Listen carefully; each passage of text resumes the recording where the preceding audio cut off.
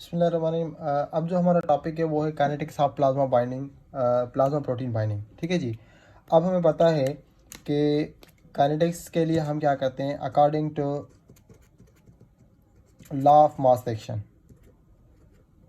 Law of mass action हमें पता होता है कि रेशो ऑफ, ये लॉ ऑफ मास एक्शन किसके बराबर होता है, ये होता है ratio of molar concentration of product over ratio of molar concentration of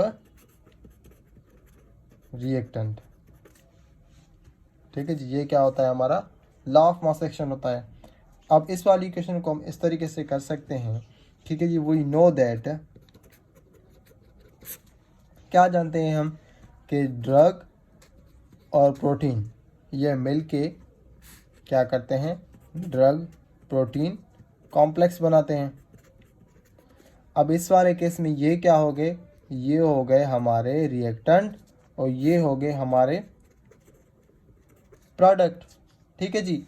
अब इस वाली इक्वेशन को हम एसोसिएशन कांस्टेंट के थ्रू देखें कि K इज इक्वल टू क्या होता है, प्रोडक्ट अपॉन रिएक्टेंट। अब हमारी Ka is equal to product क्या है, ड्रग प्रोटीन कॉम्प्लेक्स है, अपॉन रिएक्टेंट क्या है, ड्रग प्लस ये प्रोटीन। ठीक है जी। अब अगर मैं आपसे पूछूं कि इस वाली इक्वेशन को मैं कुछ इस तरीके से कर दूं कि इसको डीपी को यहाँ पे रखने दूं और ये वाला चेंज कर दूं, तो क्या होगा, ये के होगा ये डी और ये P is equal to D P. ठीक है जी। अब इसको मैं सीधा करके थोड़ा लिखूं कि ये D P is equal to हो जाएगा के डी और ये पी। ठीक है जी। अब ये तो हमें फाइंड आउट हो गई किसकी वैल्यू, डीपी की, मतलब ड्रग प्रोटीन जो बाउंड फॉर्म में है। पर वही हम जानते हैं कि जो अल्ब्यूमिन होती है ना, अल्ब्यूमिन में डिफरेंट बाइंडिंग साइट्स होती हैं। ठीक है जी। एक अल्ब्यूमिन में एक बाइंडिंग साइट होती है या उससे ज़्यादा। अगर एक अल्ब्यूमिन के साथ एक ड्रग बाइंड हो रही है तो उसको हम कैसे फाइंड आउट कर सकते हैं, किस इक्वेशन के थ्रू फाइंड आउट कर सकते हैं। अगर एक अल्ब्यूमिन में बहुत सारी ड्रग्स, ज़्यादा से ज़्यादा एक से ज़्यादा ड्रग्स बाइंड हो रही हैं, तो उस चीज़ को हम कैसे फाइंड आउट कर सकते हैं, वो हम फाइंड कर सकते हैं रेशो से। तो रेशो क्या होता है, रेशो होता है आर। आर क्या होती है, basically R is moles of bound drug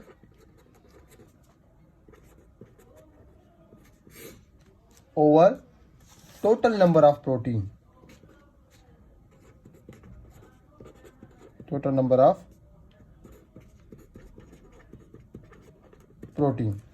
ठीक है जी।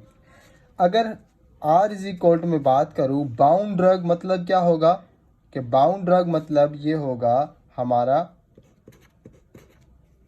ड्रग प्रोटीन कॉम्प्लेक्स, डीपी या पीडी, मैं इसको कोई भी लिख सकता। अगर डीपी लिखूं तो वो भी सेम बात है, ड्रग प्रोटीन कॉम्प्लेक्स, या पीडी लिखूं, ठीक है जी, वो भी सेम बात है। ठीक है, ड्रग प्रोटीन कॉम्प्लेक्स। अगर टोटल प्रोटीन मतलब टीपी, टोटल प्रोटीन क्या होगी। ठीक है जी। अब आर इज इक्वल टू, जैसा कि हम जानते हैं कि टोटल प्रोटीन, अगर टोटल प्रोटीन की बात करें तो हमारे पास एक तो होगी फ्री प्रोटीन, प्लस में वो बाउंड प्रोटीन, ये दोनों प्रोटीन जुड़ के क्या होंगी, टोटल प्रोटीन। तो इस वाली इक्वेशन को मैं इस तरीके से कर सकता हूँ कि free protein plus bound protein is total protein. ठीक है जी। अब ये हो गया हमारा रेशो। इस वाले रेशो को मैं थोड़ा इस तरीके से कर लेता हूँ कि R is equal to P D upon ये फ्री प्रोटीन और ये बाउंड प्रोटीन, ये क्या है, ये किसको रिप्रेजेंट करेंगे, टोटल प्रोटीन को रिप्रेजेंट करेंगे। ठीक है जी।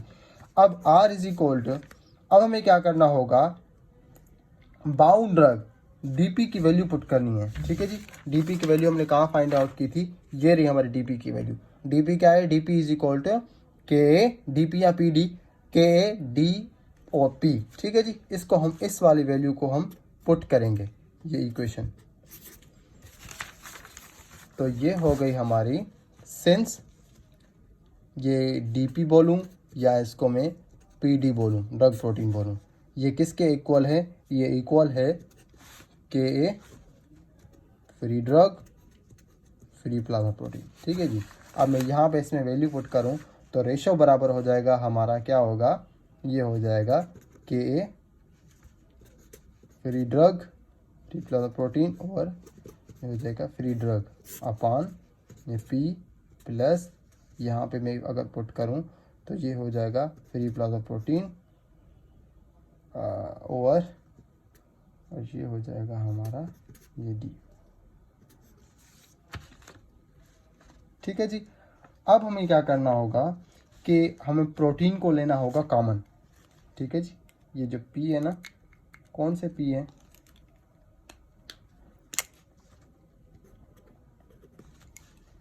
एक तो पी हो गया हमारा ये वाला पी, ये वाला पी और ये वाला पी, इनको क्या करें आप कॉमन ले लें। ठीक है जी।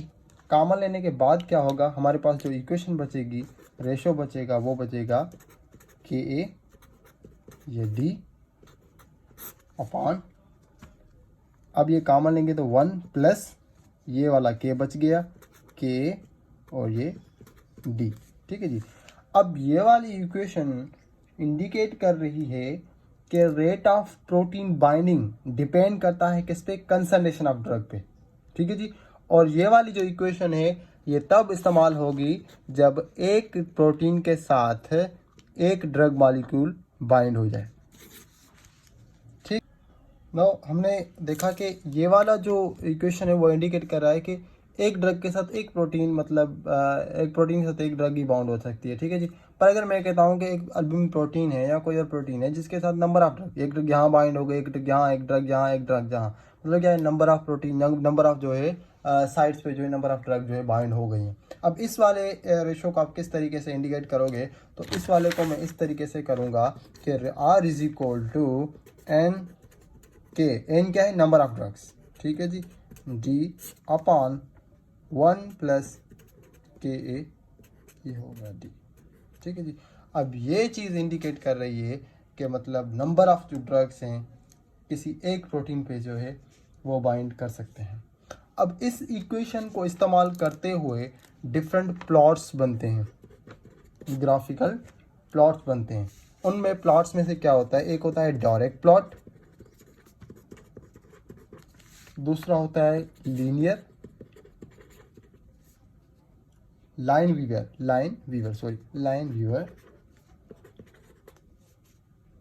ठीक है जी। Lineweaver, Burk plot. ठीक है जी। उसके बाद हिचकॉक प्लॉट,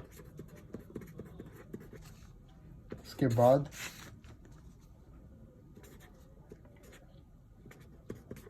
स्केचर्ड प्लॉट। ठीक है जी।